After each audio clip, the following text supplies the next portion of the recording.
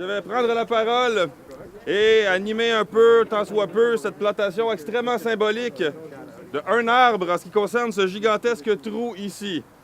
Alors ici à Saint-Casimir, quand on plante des arbres, on les plante pour vrai. Cet arbre-là va avoir de la place en masse pour s'épandre, pour faire de la racine.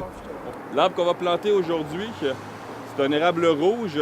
On peut voir déjà ces petits bourgeons qui sont sortis. Il y a comme bien de ses amis. C'est un arbre qui est assez hâtif, qui doit trouver ça bizarre cette année, qui doit trouver que ça a parti un peu vite, un peu plus tôt que d'habitude, qu'à cette heure, on a mis le frein sur le printemps, puis quand même, on recule sur l'hiver. Bref, il a l'air quand même en bonne santé.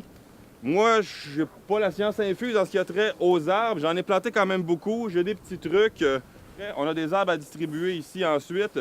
Donc, une fois ce poumon-ci est greffé d'un arbre supplémentaire, on pourra aller semer de la respiration à grandeur de Port-Neuf, à grandeur de nos domiciles, de partout d'où vous veniez.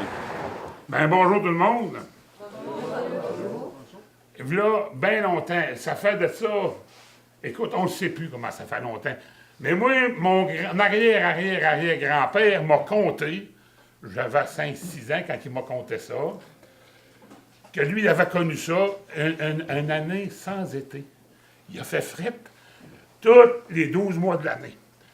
Ces 12 mois d'année-là, écoute, les rivières ont resté gelées 12 mois par année. Willie, lui, il avait comme un don. Il pouvait dessiner le printemps. Il avait le printemps de l'oreille bien développé, finalement. Il était développé de l'oreille du printemps, là. Ils ont dit, Willie, t'as vu comment de jour pour nous dire ça? Il dit, écoute, ça fait 3 semaines que je suis en train de brosser. Puis il y en a encore pas une autre semaine, il m'a vous dire quand est-ce que ça va venir. Quand il est sorti de là, il a fait ni un ni deux. Il a rentré dans le camp des bûcheux. Il a ramassé 4 grosses Mécaloc 389 jaunes avec la tank en fonte grise, mon homme. Il est rentré dans un atelier. Puis au bout de 4 jours, il est ressorti avec une machine. Il avait inventé le premier skideur. Merci de votre belle écoute.